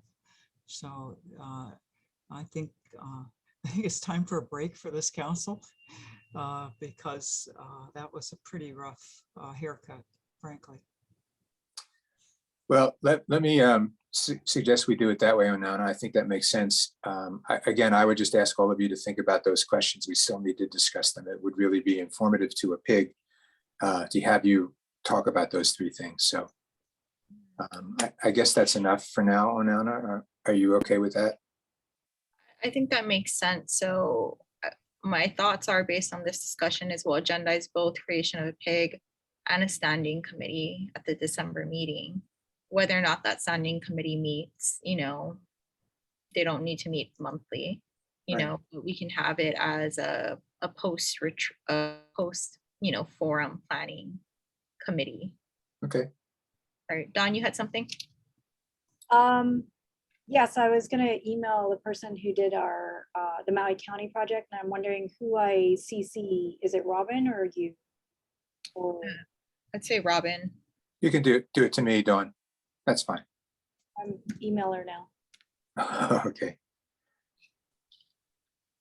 Okay, any other comments or questions on this? Thank you, Robin, and to the pig again for really thinking about this. I know it's not as easy as everybody wants it to be. You know, apologies, but yeah, we are a Sunshine Board. So I appreciate everybody thinking outside the box, or as much as we can be outside of the box to make this work. The only thing I'd add, Onana, is this conversation adds fuel to your conversation about getting more people on this committee, on this council, because what better time to have them in the midst of a strategic planning process, you know, to have their voices heard. So thank you, everybody. Thank you, everyone. Okay, so we just have a couple more things. I'm gonna, you know, Mahina, I went ahead and agendized a rules committee update. I know rules committee didn't meet today, and I don't know if Jody, you've had a chance to review the questions that the rules committee had forwarded to I think it was to Andrew. If not, I think we may have to defer this discussion to another meeting. I'm sorry, that's my mistake. I did not review them. Yeah, sorry. No, it's okay. Receive them. Oh, you did get them though? Yeah, I think I did. Okay. Yeah, Mahina, you sent them. Okay, so I'm thinking, I mean, unless the council, you know, until we get AG feedback, I don't think we can move forward on that. Is that right, Mahina? Yeah, okay.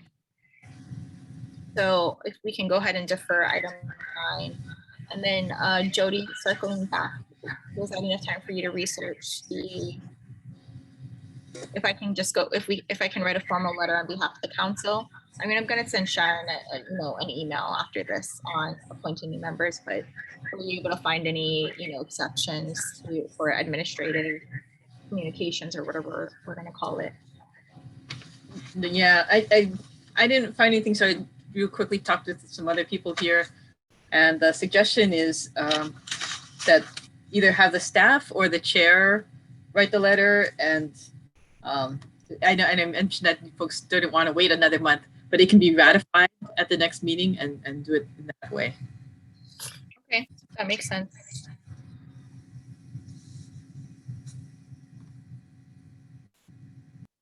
Okay.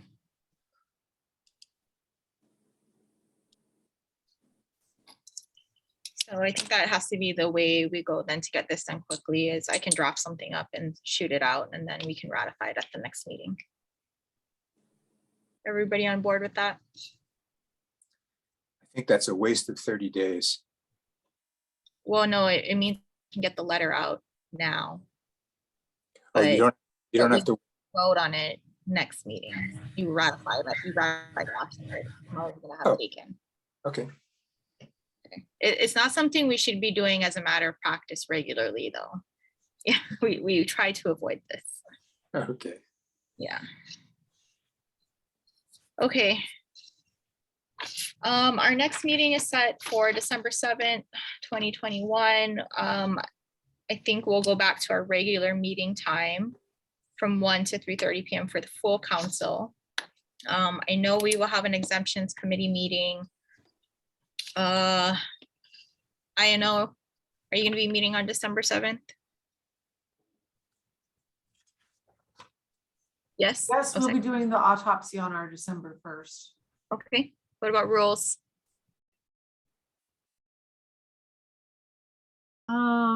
Yeah, Okay. hopefully, great. Yeah, hey Jody, do you think you'll be able to review the questions before the December 7th meeting so that we can have you join the rules committee meeting?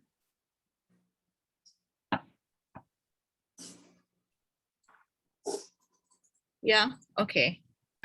Well, actually, I'm just thinking I'm assigned to jury duty that week, so I'm not sure if I'll be able to be at that meeting. It's gonna depend on the courts.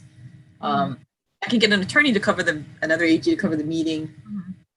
You know, I can probably, you know, write out my comments and all on the rules. That should be okay. I don't want to take more, you know, longer than that.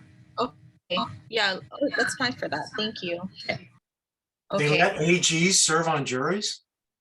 I was just gonna say, they won't let me serve because I sell too many houses to cops. Well, you get called the same as everybody else. Who knows if you'll be able to serve, right? I'm on the grand jury right now. Oh. For the last year. It sucks. I mean, it's great that we're doing a civic duty, but it's hard. And we have to be driving over there, drive back, and we don't know how many cases we have. So. Oh, wow. Yeah. Thank you for your service, your extra service. Yeah. Okay, folks, anything else? Public forum? Yeah, oh, no, I want to raise a quick thing. Part of the legislative change eliminated the need for an annual report the way we used to do it. But we still have a responsibility to provide an annual report as part of what Mary Alice's office puts. And if we're going to be doing that in 2021, we need some input, I think, or direction from Mary Alice as to when and what in terms of a framework, because knowing how hard everybody worked on our annual reports in the past, one of the reasons for the legislative change was to eliminate that angst, but we still have a responsibility by statute. So we just, maybe perhaps, Onana, not to discuss it today, but to put it on the agenda for December. Yeah, good point. Because we're gonna have to do something.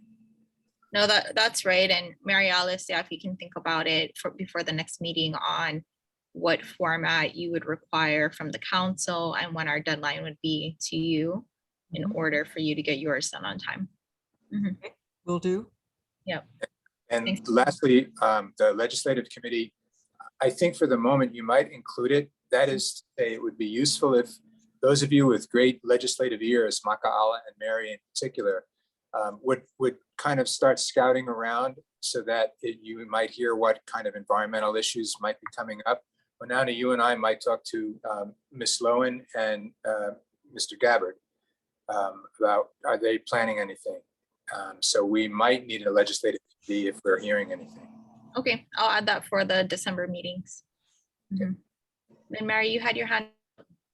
Well, I know that we're like 2 seconds away from the end of our posted time, but I thought we were going to continue the discussion that we had at the last non-meeting about sunshine law and how it cogs up getting our work done and all that. So I did forget to agendize that. So apologies. I think that's catch 22, isn't it? yeah, I'm, you know. Well, I mean, I think that's anyway. No. That's yeah. No, it's a good point.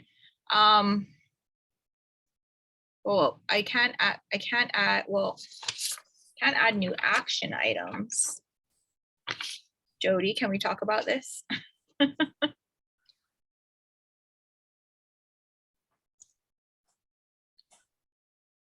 No, is she not there? Jody?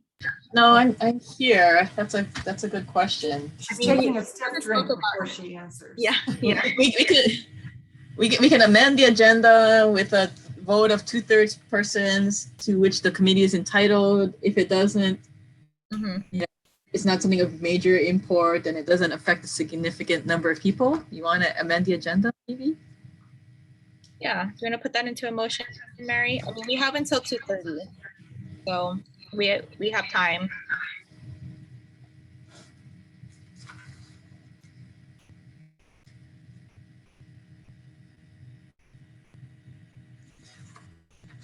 I move to amend the agenda to discuss how to appropriately utilize our time and the Sunshine Law to serve the people of Hawaii. Okay, do I have a second? Maka'ala, thank you. Can I just make a point of order that we haven't had public forum or input or request for that. We do have a member of the public here, and that should probably be a priority. He may have nothing to say, but sounds like we may run out of time. Okay. Yeah. So, okay, before we go into public discussion. You need a second. Yeah, we did. Maka'ala seconded. I think we need to vote on it to move to approve the amendment to the agenda before we can get into discussions on the agenda item. Is that correct? Yeah, okay. So I will just go ahead and call the question on this then. All those in favor? The public can comment on the motion. Oh, okay, good, there we go. Does any member of the public have a comment on the motion to amend the agenda? Okay, no comments. Any further discussion from council members on the motion to amend the agenda? All right. All those in favor of amending the agenda? Aye from Ron Terry. Aye. And I believe, yep, I think that's 2/3 of the members were entitled to. It's everybody here. And Stephanie had to leave.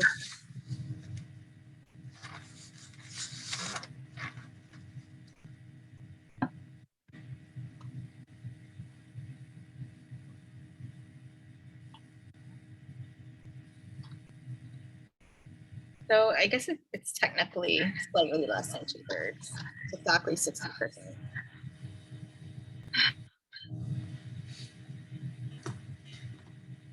Were there any abstentions? No abstentions, but Stephanie dropped before we voted. Okay, thank you. Right. Seems like it. So be a better Stephanie's agenda. not here. Huh? We lost Stephanie. She has really good input on this subject. Yeah, and she dropped right before we voted. So with her, we would have hit 2/3. So the motion technically doesn't pass. I can add it to the December agenda, Mary. Apologies. Well, just given, I mean, the whole idea that it's the Sunshine Law and to vote to do something just seems weird to me anyway. So like, you know, we're not cooking the books. We're trying to make this right. I understand. We just don't have 2/3. Got it. Yeah. Okay. So I have a Let's go note make and I money. will add, yeah, sorry. I will add this to the December agenda. I won't forget. I will draft the agenda right after this. If anybody has any particular language that they want in the letter to boards and commissions, please let me know. And send that to me so I can get that out this afternoon. And so again, the motion does not pass. We did not have enough for that. All right, any other thoughts or questions before we adjourn for the day? No, thank you very much, everybody. Wait, so Ron mentioned we have a guest, Gordon. We're gonna ask if he had any comments or. Nope, I'm good. No, okay. Yeah, but the amendment didn't pass, unfortunately. I thought it was just a general public forum. Yeah. Yeah, that's what my comment was, Roy, you're Yeah. correct. I wasn't talking about the motion. I was talking Right. about the opportunity for Gordon to talk. Okay. Yeah, that was my interpretation. Okay, no. My bad. We took this out of order today, but yeah. Okay, public forum before we adjourn. Any other thoughts, questions by anybody, council members or members of the public? All right. Okay, well, thank you very much, everybody. Have a good week. Thanks for moving the time, and I'll get this chapter 92 question on the agenda for next time. All right, everybody, have a good day. Thank you. Thanks, everybody. Yeah. Bye. Thanks. Bye-bye. Bye. Bye. Thank you all for what you do.